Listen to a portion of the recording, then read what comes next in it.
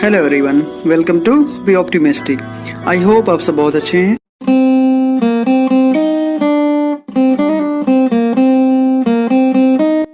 तो दोस्तों इस वीडियो में हम लोग बात करेंगे IBPS PO प्रीलिम्स, जिसमें लास्ट के 10 to 18 डेज बचे हुए हैं। 10 to 18 डेज क्यों लिखा हुआ है अभी मैं आपको समझा दूंगा इसको।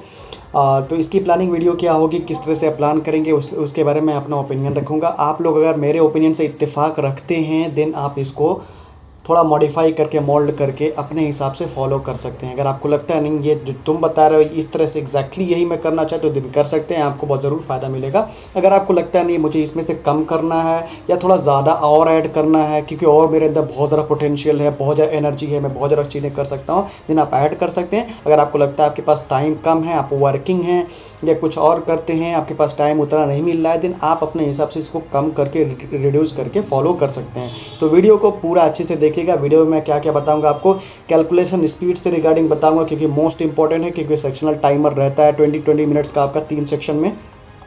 दूसरा आपको बताऊंगा मॉक प्लानर बताऊंगा इसी वीडियो में। मॉक प्लानर के बाद मॉक को एनालिसिस कैसे करेंगे वो बताऊंगा, इंग्लिश के बारे में बताऊंगा और आपके मैथ के बारे में, रीजनिंग के बारे में। तो ये सारा एक तरह से ओवरव्यू है कि मैं क्या बताने वाला हूँ क्या नहीं। और लास्टली मैं आपको कुछ चीज़ें और बताऊँगा वीडियो के लास्ट में। तो वो सारी चीज़ें आप ख्याल से देखिएगा, पूरा अच्छे से देखेंगे देन ज़रूर आपको इसका बेनिफिट होगा। ठीक है, तो आप थोड़ा सा टाइम इन्वेस्ट कीजिए बिकॉज विदाउट एनी बकवासबाजी करें। चलिए वीडियो को शुरू करते हैं। तो ठीक है, पहले क्वेश्चन मैं बोलना चाहूँगा, मुश्किल नहीं है कुछ भी इस दुनिया में, तू ज़रा हिम्मत तो कर। मुश्किल नहीं कुछ भी नहीं है इस दुनिया में, तू ज़रा हिम्मत तो कर। ख्वाब बदलेंगे हकीकत में, तू ज़रा कोशिश तो कर। कोशिश करो, अपने अंदर की जो पोटेंशियल है ना उसको पहचानो। इतने दिनों से जो हम पढ़े हो ना RRB PO के लिए, RRB क्लर्क के लिए, या इतने लॉकडाउन में इतना ज़्यादा जो कुछ पढ़ाई किए हो ना उस पर भरोसा रखो, क्योंकि वो सारी चीज़ें काम में आने वाली है IBPS PO में, चाहे RRB PO मेंस में। मैं आगे RRB PO मेंस की आपकी प्लानिंग वीडियो एक दूंगा, अभी ये वाली हो जाए उसके बाद से मैं उसको दूंगा। ठीक है, थोड़ा सा मैं इधर बिजी चल रहा हूँ इसलिए वक्त मिल नहीं रहा ज़रा। तो मैं फिर से बोलूँगा, मुश्किल नहीं है कुछ भी इस दुनिया में, तू ज़रा हिम्मत तो कर। ख्वाब बदलेंगे हकीकत में, तू ज़रा कोशिश तो कर। एक और लाइन जो मैं बार बार बोलता रहता हूँ, हर मैक्सिमम वीडियोस में मैंने बोले हुए हैं ये चीज़, दर्द गम डर जो भी है तेरे अंदर है। दर्द गम डर जो भी है तेरे अंदर है। खुद के बनाए पिंजरे से बाहर निकल कर देख, तू भी एक सिकंदर है। तो ये मत सोचना कि इन बचे हुए दिनों में क्या हो पाएगा, क्योंकि अगर तुम ये सोचने लगे नेगेटिव टाइप का देन तुम कुछ नहीं कर पाओगे। तुम्हें पॉजिटिव सोचना है कि मैं इन बचे हुए दिनों में बहुत कुछ कर सकता हूँ, मैं करके दिखाऊंगा। क्योंकि मैक्सिमम लोग मेरी हार का इंतज़ार कर रहे हैं, उन हार का इंतज़ार करने वालों के लिए मुझे जीत कर दिखाना है, ताकि उन लोगों की आंखें फटी की फटी रह जाएं। तो इसी वजह से आप क्या करेंगे, इन जो बचे हुए डेज में मैं जो बता रहा हूँ इसको अपने हिसाब से मोल्ड करके पढ़ने की कोशिश करेंगे, ज़रूर सब चीज़ें अच्छी होंगी। मैं एक चीज़ और बोलूँगा, जिस खामोशी से पढ़ाई कर रहे हो या करने जा रहे हो या करने की प्लानिंग कर रहे हो उस पर भरोसा रखना। शोर मचेगा, बहुत ज़ोर से मचेगा, इसे थोड़ा पेशेंस रखो। दुनिया बोलेगी, बहुत कुछ बोलेगी, पेशेंस रहेगा देन सारी चीज़ें आपके साथ अच्छी होंगी। फाइनल लाइंस बोलूँगा, उसके बाद वीडियो को शुरू करते हैं। तुम्हारी सच्चाई की गवाही ये वक्त दे देगा। दुनिया में मत उलझे रहो और दुनिया के तुच्छ लोगों में मत उलझे रहो।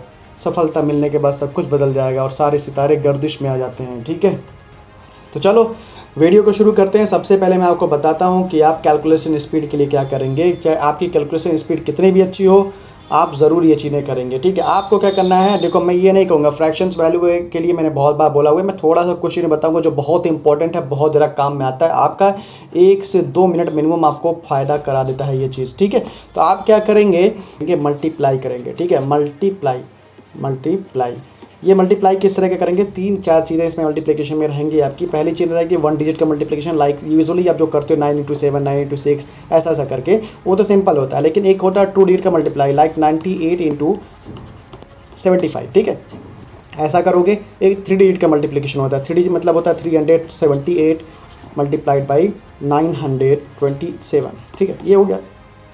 और एक होता है 4 डिजिट का मल्टीप्लिकेशन जिसमें थाउजेंड्स भी आते हैं, 4, 5, 6, 8 हो गया, N2 हो गया 9228। ठीक है, ये हो गया। ये 3 तरह के मल्टीप्लिकेशन। एक पहला तो आपको आसान है, उसको करने की जरूरत नहीं है, ये आपको करना है। ये कम से कम कितने मल्टीप्लाई होने चाहिए, 20 से 30 मल्टीप्लाई आपको डेली बेसिस पे करना है। इससे आपकी जो कैलकुलेशन स्पीड रहेगी वो इन्हांस होगी।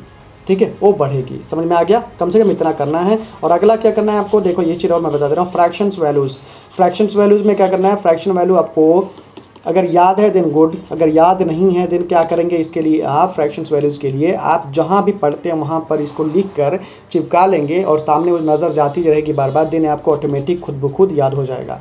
या इस पर एक वीडियो मैं आपको फ्रैक्शंस वैल्यूज़ पे दे दूँगा ताकि आप लोगों को कोई दिक्कत ही ना हो, ठीक है।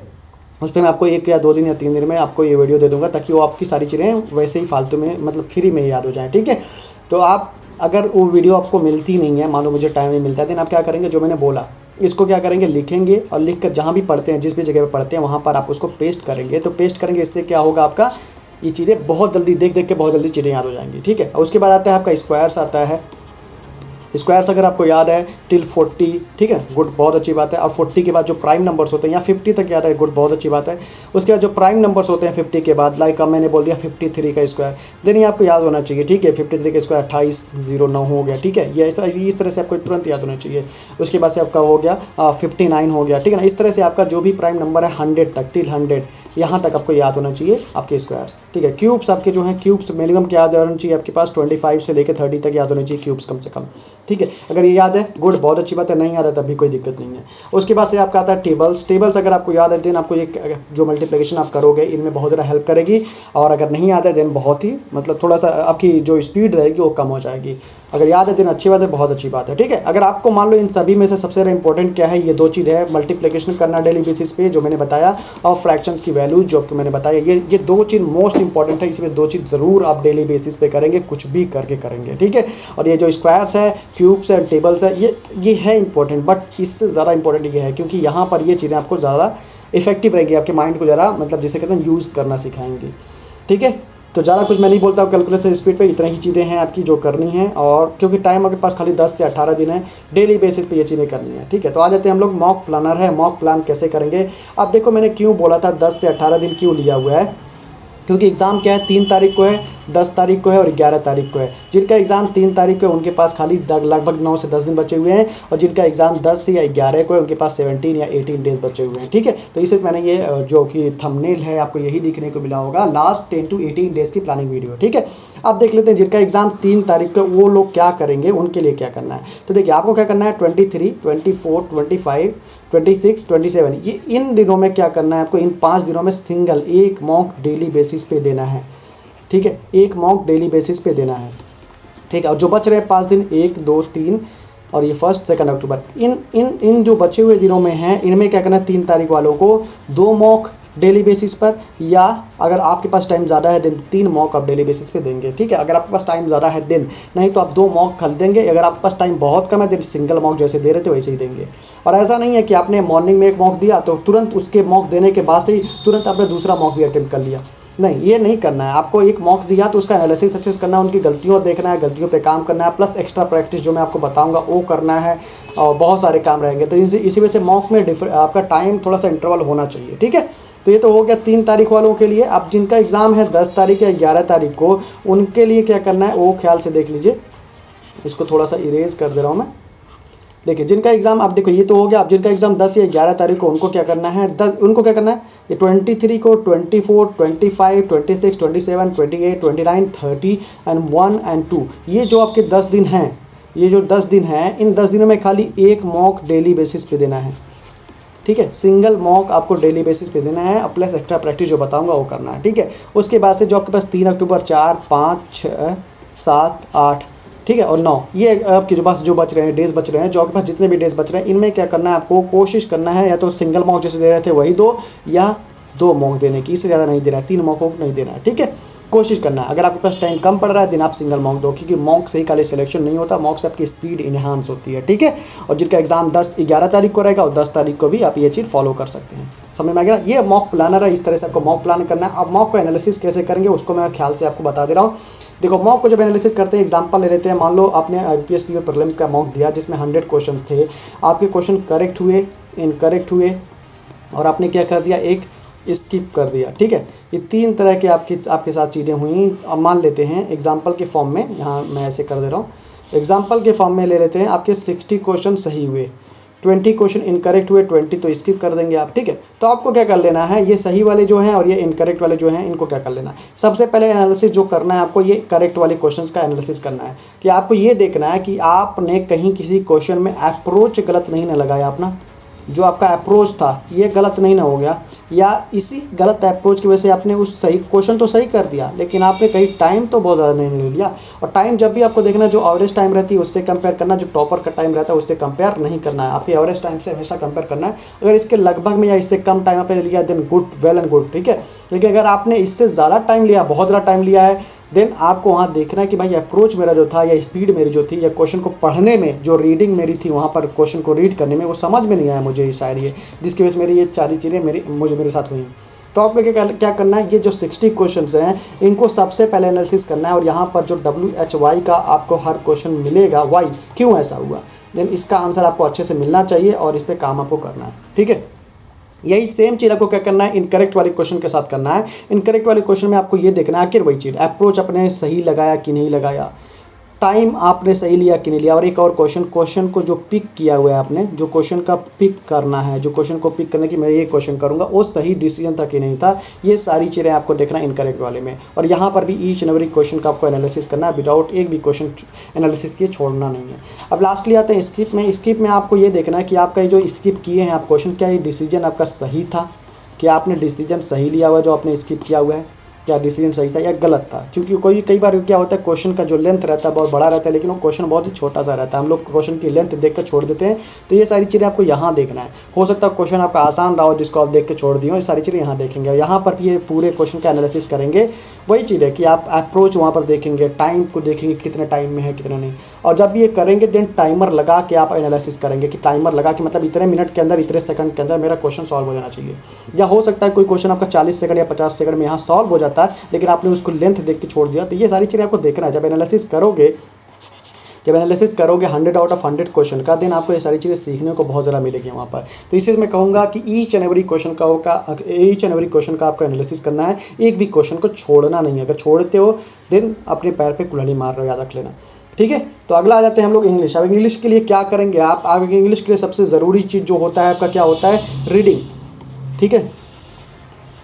रीडिंग, अगर आप रीडिंग कर रहे हैं या कर रहे थे या कुछ भी कर रहे थे दिन करते रहिए। मैं रीडिंग के लिए कुछ भी अलग से सजेस्ट आपको नहीं करूंगा। बस आपको क्या करना है, जो भी रीड कर रहे हो, जैसे भी रीड कर रहे हो, रीड करते रहो। कुछ भी अलग अलग करने की ज़रूरत नहीं है क्योंकि आपके पास खाली 10 to 18 डेज बचे हुए हैं। फिर कुछ नया ट्राई करोगे दिन वर्कआउट अच्छे से नहीं करेंगी। वर्कआउट क्या करेंगी वो सारी चीज़ें मैं आपको बता दे रहा हूँ। आपको क्या करना है, डेली बेसिस पे पैसेज की प्रैक्टिस करनी है, ठीक है। जो आपके काम की चीज़ है वही मैं खाली बता रहा हूँ। पैसेज 3 से 4 पैसेज आपको कम से कम प्रैक्टिस करना है और ईच एंड एवरी क्वेश्चन को आपको सॉल्व करना है, एनालिसिस करना है, ठीक है।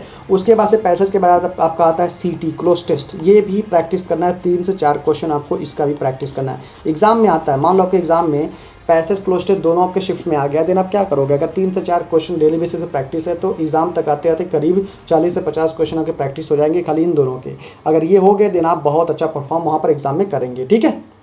अब आते हैं अगला जो है एरर्स वाले पार्ट्स, ठीक है। एरर्स में क्या करना है, एरर्स में कम से कम 20 से 30 क्वेश्चन डेली बेसिस पे आपको सॉल्व करना है क्योंकि ग्रामर अभी नहीं पढ़ सकते। ग्रामर पढ़ने का टाइम अभी नहीं है आपके पास क्योंकि अभी आपके पास 10 to 18 डेज हैं। देना ग्रामर आप इतने कम दिनों में नहीं पढ़ सकते हो, इसे खाली एरर्स पढ़ोगे और ये आपका जो रीडिंग है, ये चीज़ जो है ये आपको यहाँ पर बहुत ज़्यादा काम में आएगी, ठीक है। तो आपको क्या कर लेना है, एरर्स पढ़ना है, एरर्स अच्छे से करना है। और एरर्स में ही एक चीज़ और आती है एरर से रिलेटेड, फ्रेजल रिप्लेसमेंट, ठीक है।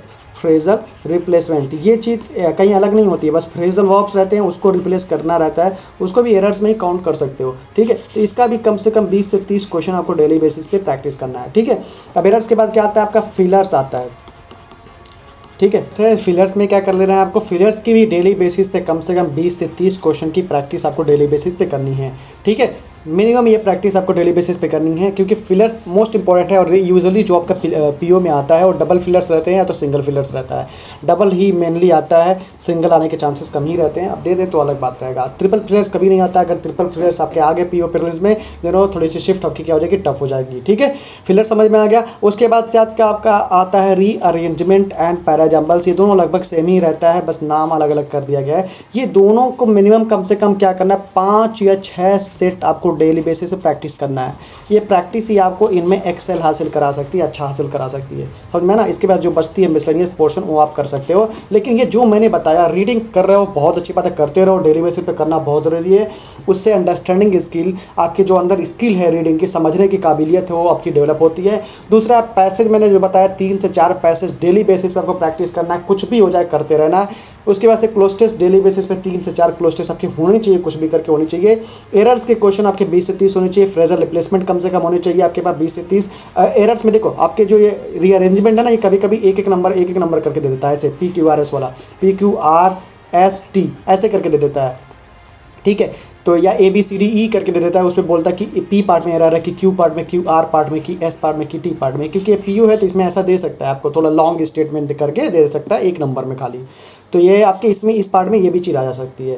तो फ्रेजल रिप्लेसमेंट 20 से 30 क्वेश्चन करना है, फिलर्स भी 20 से 30 क्वेश्चन करना है, पैराजम्बल्स के 5 से 6 सेट करने हैं। और ये सारा मिलेगा कहाँ से? आपके टेलीग्राम है ना, अभी मैं सारा बता दे रहा हूँ कि कहाँ से कहाँ मिलेगा। जो टेलीग्राम है वहाँ पर इतने सारे PDF सर्कुलेट होते रहते हैं, जिन्हें वहाँ पर आप जाके ढूंढो और गेट करो, वहाँ से उसके बाद प्रैक्टिस करो, ठीक है।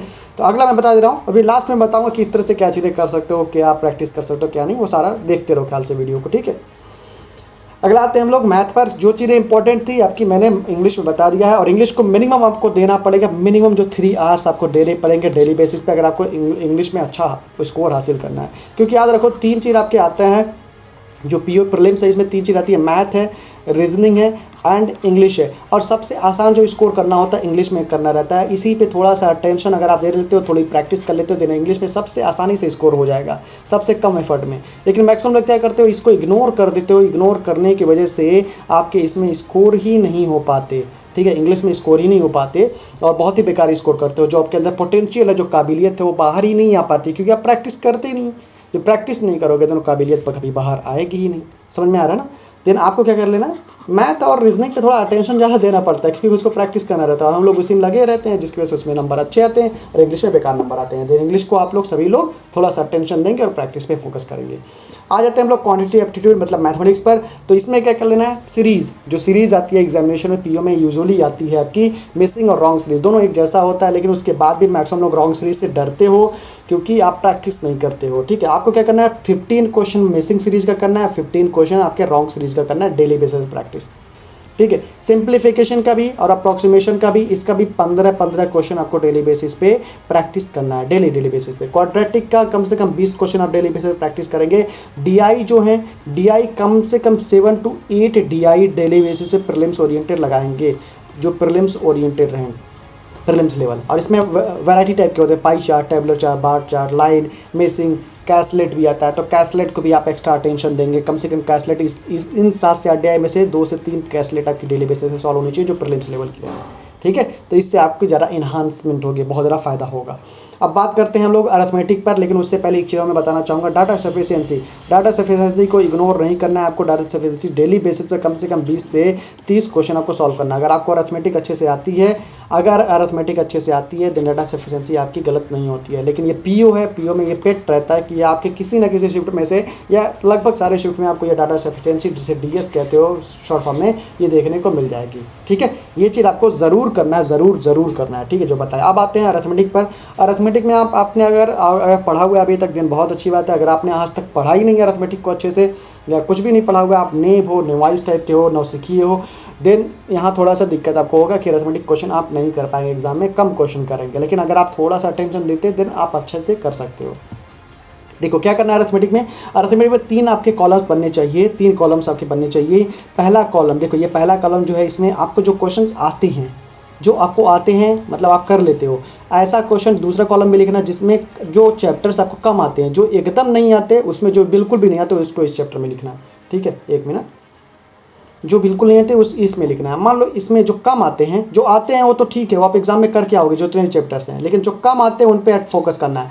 जो एकदम नहीं आते, मान लो एकदम वाले मैंने लिख दिया परमुटेशन एंड कॉम्बिनेशन, प्रोबेबिलिटी लिख दिया, मेंसुरेशन लिख दिया, मैंने लिख दिया टाइम, स्पीड एंड डिस्टेंस लिख दिया, ये सब चैप्टर मुझे आते नहीं। तो ये सब चैप्टर अभी पढ़ने का टाइम नहीं है। अभी आप अगर इन 10 to 18 डेज में इन चैप्टर्स को पढ़ोगे कोई फ़ायदा नहीं। एग्जाम में मैक्सिमम पॉसिबिलिटी यही रहता है कि इन चैप्टर के क्वेश्चन को आप नहीं कर पाते हो, जबकि बहुत ज़्यादा पढ़ के जाते हो प्रैक्टिस वगैरह करके, लेकिन नहीं हो पाते क्योंकि आपके दिमाग में बैठ चुका है कि मेरे ये चैप्टर बनेंगे नहीं, और वही बैठना ही, वही दिमाग में फीड होना ही आपके एग्जाम में क्वेश्चन गलत करा देते हैं। तो इसी वजह से अगर आपको ये 2-3-4 चैप्टर, आपको ये चैप्टर आते नहीं हैं तो इन 10 to 18 डेज में इन चैप्टर को भूल जाओ, अभी कोई दिक्कत नहीं है। आप 30 नंबर 32 नंबर स्कोर करोगे, मोर देन एनफ है, आपको कल ही कट ऑफ क्लियर करना है। प्रीलिम्स के बाद आप अटेंशन देके उसको सही कर लेना। आप ही इन पे फोकस करना, जो आता है और जो कम आता है इनको सही करने की कोशिश करना। एग्जांपल अगेन देता हूँ, time and speed and distance जो आपको है, थोड़ा थोड़ा आता है, थोड़ा नहीं आता है। आपके पास टाइम एंड वर्क है, वो आपको आता है, थोड़ा थोड़ा नहीं आता। CI/SI है जो आपको आता है और थोड़ा नहीं आता। आपके पास मिक्सचर एलिगेशन है, बोट एंड स्ट्रीम है, ये आता या नहीं आता, आता है लेकिन थोड़ा थोड़ा कम आता है। बन भी जाता है क्वेश्चन, कभी नहीं बनता है। तो इन चैप्टर्स पर सबसे ज़्यादा अटेंशन देना है ताकि ये चैप्टर अच्छे हों और इनके नंबर आपके एग्जाम में ऐड हों। और ये चैप्टर जब अटेंशन दोगे तो ये चैप्टर को आप एग्जाम में करने के कैपेबल रहोगे। और इन चैप्टर को आप किस तरह से करोगे, कैसे अच्छा करोगे, क्या नहीं करोगे, ये आप जानो, आपकी तरह से जानो। मैं थोड़ा सा बस हिंट दे दे रहा हूँ, थोड़ा सा एक प्रोफार्मा टाइप का दे दे रहा हूँ कि कैसे क्या करोगे। सबसे पहले कॉन्सेप्ट सीखोगे। कॉन्सेप्ट अगर आपको आते हैं तो गुड, फिर से एक बार देख लेना। कॉन्सेप्ट मतलब क्या होता है, क्वेश्चन को कैसे टैकल करते, कैसे सॉल्व करते, यही होता है कॉन्सेप्ट। अब कुछ अलग नहीं होता है कि XYZ से ही लगाओ। कई सारे लोग बोलते हो X+Y इक्वेशन बना के लगाओ, नहीं, वो कॉन्सेप्ट नहीं होता हो, तो स्कूल में पढ़ते थे हम लोग ना। कॉन्सेप्ट मतलब क्वेश्चन को टैकल कैसे करते हैं, वो आपको आता है, गुड, बहुत अच्छी बात है। टैकल कैसे करते हो, ट्रिक नहीं होता, कभी ट्रिक व्रिक काम में नहीं आता, याद रख लेना, ट्रिक के पीछे मत भागना। टैकल कैसे करते हो उसके लिए आप पहले देख लो वीडियोस। देखने के बाद से जितना प्रैक्टिस कर सकते हो, जितना ज़रा प्रैक्टिस कर सकते हो उतना ज़रा अच्छा होगा। याद रखो, you have to fight through some bad days to earn the best days of your life. अगर आपको अपने बेस्ट डेज अर्न करने हैं देन आपको क्या करना पड़ेगा, थोड़ा तो आज तपना पड़ेगा ना। हीरा बनना है तो थोड़ा सा वो मतलब घिसना तो पड़ेगा ना। तो इसी वजह से क्या करेंगे, आप प्रैक्टिस पे फोकस करेंगे। प्रैक्टिस, ये प्रैक्टिस वर्ड ही आपको अच्छा कराएगी। आपने कॉन्सेप्ट सीख लिया, उसके बाद से 50, 100, 200 क्वेश्चन, जितना भी आपके पास टाइम हो प्रैक्टिस कर डालो, क्वेश्चंस को कर डालो, ठीक है। इससे जब करोगे देन इससे फ़ायदा होगा, बेनिफिट होगा, और आपके जो क्वेश्चन रहेंगे वो बनते जाएंगे, ठीक है। समझ में आ गया क्या करेंगे। मैथमेटिक्स में यही सारी चीज़ें करनी है और कुछ अलग नहीं करना है आपको, ठीक है। आप जो चैप्टर आते हैं उन पे फोकस करना, जो कम आते हैं आपको उन पे फोकस करना, जो एकदम नहीं आते आपको, जो बिल्कुल भी थोड़े से भी नहीं आते, उन पे फोकस नहीं करना है आपको, ठीक है। उनको इग्नोर कर देना है। उसको जब मेंस आपका रहेगा दिन वहाँ पर आप उसको अच्छा कर लेना। अभी खाली जो मैंने बताया इस पे करना। और जो डाटा सफिशिएंसी को मैंने बताया, DS ये क्वेश्चन ये आपके आते हैं एग्जाम में भाई, इसको इग्नोर मत करना। 20 से 30 क्वेश्चन अगर आपने किया तो अराउंड 200 क्वेश्चन आप कर जाओगे। 200 क्वेश्चन कर जाओगे मतलब आप बहुत आगे हो जाओगे। और ये सब करने में आपको अराउंड 3 से 4 घंटे लगेंगे। तो इतना तो पढ़ने के लिए तैयार रहना, इतना पढ़ने के लिए थोड़ा टाइम डिवोट करना, ठीक है। तो एक और सेक्शन हम लोगों का बचा हुआ है, आपका रीजनिंग का सेक्शन बचा हुआ है। रीजनिंग का सेक्शन देख लेते हैं। रीजनिंग में क्या करेंगे। रीजनिंग में दो चीज़ होता है मेनली, एक मिसलेनियस पोर्शन होता है, दूसरा होता है पजल एंड सिटिंग अरेंजमेंट वाला पोर्शन होता है। तो पजल एंड सिटिंग अरेंजमेंट आप चाहे कोई भी लेवल पर हो, चाहे कितने भी अच्छे आपके पजल्स हो, चाहे कुछ भी हो, आपको डेली बेसिस पे 8 से 10 पजल डेली बेसिस पे सॉल्व करना है, ठीक है।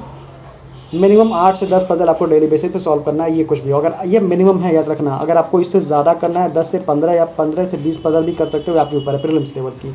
और वैरायटी टाइप के पजल्स होने चाहिए, लाइक फ्लोर हो गया, सर्कुलर हो गया, लीनियर हो गया, पैरेलल हो गया, मिक्स्ड हो गया, अनसर्टेन हो गया, बॉक्स बेस हो गया, जो मैंने लिखा नहीं यहाँ पर, ये और भी ऐड कर लो इसमें। तो ये हर टाइप के पजल्स को आपको सॉल्व करना है डेली बेसिस पे। ये नहीं कि खाली एक टाइप के फ्लोर वाली लेके उसी को सॉल्व कर रहे हो, अनसर्टेन वाली सॉल्व कर रहे हो ना। इससे क्या होगी, आपकी एफिशिएंसी में गिरावट आ गई। और हर तरह की जब सॉल्व करोगे देन आप हर तरह के पजल्स पे डेली बेसिस पे आप उसको टैकल करने की हैबिचुअल हो जाओगे, ठीक है। समझ गए। 8 से 10 पजल, या आपके पास टाइम ज़्यादा है तो 15 से 20 पजल भी आप डेली बेसिस पे कर सकते हो। उसके बाद से आप कहते हैं मिसलेनियस पोर्शन। मिसलेनियस पोर्शन में क्या करना है, कोडिंग डिकोडिंग कम से कम। ये दो टाइप के कोडिंग डिकोडिंग होता है। एक आपका आता है कोडेड, जो आपके एग्जाम में आता है, प्रीलिम्स में आपकी PO जो प्रीलिम्स रहती है उसमें आती है, ठीक है। और एक आपका होता है जो चाइनीज़ वाली होती हैं, जो चाइनीज़ वाली आपकी कोडिंग डिकोडिंग होती है, ये दो टाइप की। तो इनको क्या करना है, 15 क्वेश्चन आपको डेली बेसिस पे करना है कोडेड वाली, 15 क्वेश्चन आपको करनी है चाइनीज़ वाली जो कोडिंग डिकोडिंग होती है, ठीक है। सिलॉक्स में देखो, सिलॉक्स में 2-3-4 चीज़ें होती हैं। पहले होती है ओनली अ फ्यू केस होती है, ओनली अ फ्यू केस ये होता है। और एक होता है फ्यू होता है, एक होता है सम नॉट होता है, ठीक है, जिसमें लोग हमेशा गलत करके आते हैं। एक होता है कैन नेवर बी करके आता है जो पूछता है, ठीक है। ये 4-5-6 चीज़ें होती है जिसको सिलॉक्स में हमेशा मैक्सिमम लोग क्या करते हैं, गलत करके आते हैं। इस वजह सिलॉक्स पे आपकी हाथें बैठे नहीं रहनी चाहिए, कोई कुछ भी पूछे तुरंत आंसर देने आना चाहिए, इस तरह की प्रैक्टिस होनी चाहिए। तो इसी को देखते हुए कम से कम 20 क्वेश्चन आप सिलॉक्स के डेली बेसिस पे करेंगे और उनमें ये चीज़ ज़रूर इंक्लूड करेंगे आप प्रीलिम्स लेवल वाली। इनइक्वालिटी क्या रहती है, इनइक्वालिटी में भी कोडेड वाली आपकी आती है, कोडेड वाली एग्जाम में आ सकती है। और प्लस जो थोड़ी सी मॉडरेट टाइप की रहती है PO में, वो आने के चांसेस रहते हैं। तो इसे उस टाइप की इनइक्वालिटी आप डेली बेसिस पे प्रैक्टिस करेंगे और कम से कम इसका भी 20 क्वेश्चन डेली बेसिस पे प्रैक्टिस करेंगे। करेंगे। अल्फ़ा न्यूमेरिक में 3 टाइप की चीज़ें आती हैं। 3 टाइप के मतलब जो सिंपल रहता है, सिंबल रहता है, नंबर्स रहते हैं और लेटर्स रहता है, ऐसा करके ये रहता है। दूसरा रहता है जो ऐसा आपका देता है BAC करके देता है, या ये टफ़ होता है, याद रखना। सबसे टफ आपकी अल्फ़ा न्यूमेरिक ये होती है। और एक और आपका आता है जिसमें नंबर्स रहते हैं और लेटर्स रहते हैं, बहुत सारी चीज़ें ऐड कर दी जाती हैं। तो ये 3 टाइप की आपको डेली बेसिस पे 10 टाइप का ये, 10 टाइप का ये, 10 टाइप का तीसरा वाला, ये तीनों टाइप का कम से कम 30 क्वेश्चन अल्फ़ा न्यूमेरिक के आपको डेली बेसिस पे प्रैक्टिस करनी है। ये वाले क्वेश्चन टाइम टेकिंग होते हैं, तो इस पे ज़रूर अटेंशन थोड़ा अच्छे से देना, क्योंकि इसमें क्या रहता है, रीअरेंज करना, इधर का उधर करना, या कभी कभी आपका नंबर्स दे देता है, जैसे 1 2, जैसे तीसरा टाइप वाला जो रहता है 1 2 3 करके दे दिया, कॉमा करके दे दिया, तो इसको इधर करो। अगर जो इवन नंबर्स उसमें 1 ऐड कर दिया जाए, और नंबर से 1 माइनस कर दिया जाए, इस टाइप वाला पूछता है। तो 10-10 क्वेश्चन तीनों टाइप वाला आप डेली बेसिस पे प्रैक्टिस करेंगे। ऑर्डर रैंकिंग का ये क्या करेंगे, कम से कम 10 क्वेश्चन डेली बेसिस पे इसका प्रैक्टिस करेंगे। प्रैक्टिस रहेगा देन आप जल्दी कर लोगे। डायरेक्शन एंड डिस्टेंस का इसका भी 10 क्वेश्चन डेली बेसिस पे करोगे। ब्लड रिलेशन का 20 क्वेश्चन डेली बेसिस पे प्रैक्टिस करोगे, क्योंकि ये मोस्ट इंपॉर्टेंट है, ब्लड रिलेशन। ठीक है। मशीन इनपुट आउटपुट जो आपका है, मशीन इनपुट आउटपुट, ये आपको क्या करना है, आपके शिफ्ट में मान लो आपके शिफ्ट में आ गया, 2 सेट करना है। 2 सेट मतलब होता है 10 क्वेश्चन या 2 सेट। ठीक है। ये आपके शिफ्ट में मान लो आ गया, देन आप अगर ये चीज़ें क्लियर होगे, देन और लोगों से एडवांटेज आपका रहेगा, और लोगों से ज़्यादा अच्छा आप फील करेंगे और अच्छी चीज़ें आप करके आएंगे। ठीक है। और डाटा सफिशिएंसी अगर आपको पजल्स आते हैं या मिसलेनियस पोर्शन आपका स्ट्रॉन्ग है, तो डाटा सफिशिएंसी के रीजनिंग में कोई प्रॉब्लम नहीं होगा। क्योंकि क्या होता है, आपके 2 स्टेटमेंट दे देते हैं। मान लो पहले वाले में ऑर्डर एंड रैंकिंग का दे दिया, दूसरे वाले भी ऑर्डर रैंकिंग का दे दिया। तो अगर आपको ऑर्डर रैंकिंग आता है, देन ये कर लोगे। बोलेगा ओनली 1 से आंसर दे सकते हो, ओनली 2 से आंसर दे सकते हो, ईदर और, नीदर और, या बोथ, ऐसा 5 ऑप्शन रहेगा। ठीक है। 5 ऑप्शन में से आप दे सकते हो आंसर इजीली। ठीक है। अगर आपको चीज़ें आती हैं, या मशीन इनपुट डाल देगा उसमें, या सिलॉक्स डाल देगा, या अल्फा न्यूमेरिक के क्वेश्चन डाल देगा ना। यहाँ आपके पास जो होता है इंक्रीजिंग ऑर्डर और डिक्रीजिंग ऑर्डर करके दे देगा। तो इनमें 5 ऑप्शन रहेगा। ये आपकी डाटा सफिशिएंसी आसान होती है, लेकिन उसके बाद भी आपको इसको क्या करना है, 15 क्वेश्चन डेली बेसिस पे प्रैक्टिस करना है। अब देखो, मैंने इतना सारा तो बता दिया, इधर भी बताया आपको, पीछे भी बताया। ठीक है। ये सारा चीज़ बताया कि आपको इतना ये सारी चीज़ें करनी है। तो लेकिन ये सारी चीज़ें मिलेंगी कहाँ पर, तो आप क्या करेंगे भाई, टेलीग्राम पर पहले अपना देखो, टेलीग्राम, गूगल, जहाँ पर भी यूज़ कर सकते हो, पहले अपने कम से कम 20-22 घंटे, 24 घंटे, एक दिन पूरा ले लो, या एक दिन पूरा। ठीक है। एक दिन पूरा ले लो। ये क्या करो, एक दिन पूरा सर्च करो, मतलब पूरा टेलीग्राम, गूगल, हर जगह पे पहुंच जाओ और पूरा सर्च कर डालो कि मुझे इसका PDF देखो। जैसे मैंने यहाँ पर बोला कोडेड डिकोडिंग का, इसका जो भी मैंने बोला सब इकट्ठा कर डालो, रख लो। ठीक है। इकट्ठा करने के बाद खाली आपको ये क्या रहे, लास्ट में प्रैक्टिस करना। ठीक है। अब ये नहीं कि भाई हम ढूंढ रहे हैं, ढूंढ के मिल ही नहीं रही हमको और हम प्रैक्टिस कर नहीं कर पा रहे हैं। जो आपका ये वर्ड है प्रैक्टिस, इस पे फोकस करना है उसके बाद। ठीक है। पहले ढूंढ लो अच्छे से, ढूंढने के बाद से जो भी चीज़ें आपकी हो रही हैं, चाहे एक दिन लग जाए, पूरा ढूंढ लो। ढूंढने के बाद से जो रेस्ट बचे उसे प्रैक्टिस करो, प्लस मॉक दो, पढ़ो। अगर आप देखो, आप आज 12 से 13 घंटे पढ़ाई नहीं कर, जितना मैंने बताया इतना तो पढ़ना पड़ेगा आपको 10 दिनों में, अगर PO प्रीलिम्स निकालना है। अगर आप एवरेज या बिलो एवरेज स्टूडेंट्स हो तो ठीक है। आप अगर इतना पढ़ नहीं सकते हो, इतना चीज़ें कर नहीं सकते हो, देन आपको जो सैलरी जो मिलेगी आपको 11 बाई पार्ट टाइट के बाद IBPS PO की, या 53 से लेकर 55,000 तक इन हैंड सैलरी मिलेगी, इतना पाने के लायक नहीं हो, याद रख लेना। पहला स्टेप, अगर इतने घंटे पढ़ के नहीं कर सकते हो तो नहीं होगा। मैंने एक चीज़ बोला था, फिर से एक बार बोल रहा हूँ कि 100% लोग जो प्रीलिम्स देते हैं, ये सब लोग मेंस नहीं देते। इसमें से मेंस जो देते हैं 10 से 15% देते हैं। लेकिन अगर 100 लोग हैं, वो कहेंगे 100 में से 80 लोग कि हम नहीं कर सकते, तो तुम फेल होने वाले हो। जो ये पढ़ते हैं ना, वही ये पाते हैं, याद रख लेना, उन्हीं को नौकरी मिलती है। तो इसे प्रैक्टिस करो, फोकस करो प्रैक्टिस पर, और चीज़ों पर फोकस करो, सब चीज़ें अच्छी हो जाएंगी। ठीक है। थक गए हो तो कोई बात नहीं, थोड़ा आराम कर सकते हो, लेकिन रुकने की सोचना भी मत। अगर रुके तो हज़ारों लोग तुमसे आगे निकल जाएंगे। तो अगर इन हज़ारों लोगों को तुम्हें पीछे करना है, ये 10 से 15% में आना है, 80% में नहीं आना है, देन तुम्हें ये तो करना पड़ेगा। अपने हिसाब से मोल्ड करो, अपने हिसाब से चीज़ों को ऐड करो या कम करो, लेकिन प्रैक्टिस करो। ठीक है। प्रैक्टिस करो और फोकस करो। फालतू लोग बहुत ज़्यादा बोलेंगे ना कि नहीं हो पाया, ये इतने कम डेज में क्या करोगे, लेकिन खुद पे भरोसा तो रखो। भरोसा रख के प्रैक्टिस करोगे, तो चीज़ें अच्छी होती नज़र आती दिखेंगी। ठीक है। अब तुम ये सोचोगे कि एक ही दिन में हम प्रैक्टिस कर लें और बहुत अच्छा हमारा हो जाए सारी चीज़ें, ना, दिन कुछ नहीं होने वाला। ठीक है। एक दिन में नहीं होगा, चीज़ें एक दिन में नहीं बदलती कि एक दिन तुमने खूब प्रैक्टिस किया था, 12-13 घंटे पढ़ लिया और लगा कि मॉक में मेरे नंबर 40 आ रहे थे, आपकी बार 70 आ जाए। नहीं, ऐसा नहीं हो सकता है।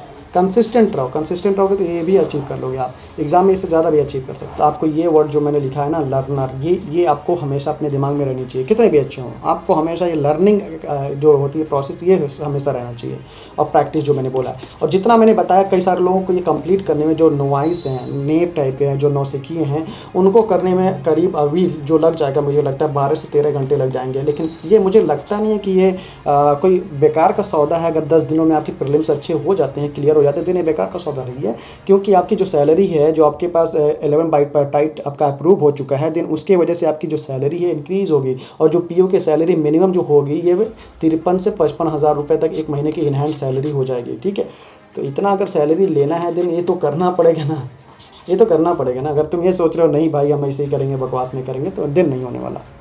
ठीक है, थोड़ा मेहनत करो, यही मेहनत आपको मेंस में भी काम में आएगी, क्योंकि आप पढ़ने के हैबिचुअल हो जाओगे और आपको कोई रोक नहीं पाएगा, अनस्टॉपेबल हो जाओगे। ठीक है, रोक ही नहीं पाएगा कोई भी। इसलिए मैंने बोला था ना, थक गए हो तो कोई बात नहीं, आराम कर सकते हो, लेकिन रुकने की सोचना भी मत, हज़ारों लोग आपसे आगे निकल जाएंगे। You have to fight through some bad days to earn the best days of your life. ये हमेशा याद रखना, हमेशा याद रखना। तुम्हें आज लड़ना पड़ेगा, आज नहीं लड़ोगे ना, दिन कुछ नहीं होने वाला। ठीक है, तो चलो बस यही सारी चीज़ें थी। अगर मैं कुछ भूल गया हूँ इस वीडियो में बताना मुझे, जो IBPS PO प्रीलिम्स से रिगार्डिंग हो, कि भाई ये तुम भूल गए हो, बताया नहीं हो, देन प्लीज़ मुझे इंटीमेट करिएगा। मैं ज़रूर कोशिश करूँगा उस मैसेज को या तो पिन कर दिया जाए, या तो मैं वहाँ रिप्लाई कर दूँगा। ठीक है ना, इंपॉर्टेंट लगा तो ज़रूर आपको वहाँ पर रिप्लाई दिया जाएगा। तो चलिए, हंसते रहिए, मुस्कुराते रहिए और मेहनत से पढ़ते रहिए। Remember, only you can change your हालात, जो इस चैनल का लगभग टैगलाइन भी हो चुका है। और एक चीज़ मैं बोलता रहता हूँ, मन लगे न लगे तब भी पढ़ो मेरे दोस्त, मन लगे न लगे तब भी पढ़ो मेरे दोस्त। ये हालात एक दिन ज़रूर बदलेंगे मेरे दोस्त। तो हालात बदलने के ज़िम्मेदार आप हैं, जो भी ये वीडियो देख रहे हैं आप हैं। बस आप अपने हालात बदलोगे, only you can change your हालात। कोई भी आपके सिचुएशंस, हालात को बदलने के लिए नहीं आएगा, बस आप हो। अपनी डेस्टिनी, अपनी फ्यूचर को बदलना है, दिन आप हो। 1 अप्रैल आपका इंतज़ार कर रहा है। नहीं बदलना चाहते हो, दिन कोई दिक्कत नहीं, नेक्स्ट ईयर तैयारी करना। कोई आपको एग्ज़ाम देने से रोक नहीं पाएगा, मेरे भाई, मेरे बहन, मेरे दोस्त, जो भी आप हो देख रहे हो। ठीक है, ठीक है। तो चलो, ज़्यादा कुछ नहीं बोलता, नहीं तो फालतू में मुझे ही आगे बोलते रहते हो सब लोग। ठीक है, जो बताया गया है इसको ईमानदारी से अगर कर लेते हैं, देन चीज़ें ज़रूर आपके फेवर में होंगी। अगर ईमानदारी से करते हैं तो, ईमानदारी से नहीं करते हैं देन कुछ भी नहीं है। ठीक है, क्योंकि पढ़ना आपको है, बताना मेरा फ़र्ज़ है। बता दिया। अगर एक भी किसी इंसान या लड़के लड़की को फ़ायदा इस वीडियो से हो जाता है, तो ये वीडियो बनाने का पर्पज़ जो मेरा था वो फुलफ़िल हो जाएगा। ठीक है, मुझे नहीं चाहिए आपके लाइक, सब्सक्रिप्शन, वेब्स, ये सारी चीज़ें नहीं चाहिए। आपको अगर फ़ायदा थोड़ा सा मिल जा रहा है देन गुड, नहीं मिल रहा है देन कोई बात नहीं है, क्योंकि चैनल का मोटिव यही था और कोई और मोटिव नहीं था। ठीक है, चलिए, हंसते रहिए, मुस्कुराते रहिए, मेहनत से पढ़ते रहिए। थैंक यू वेरी मच इस वीडियो को देखने के लिए, and God bless you all.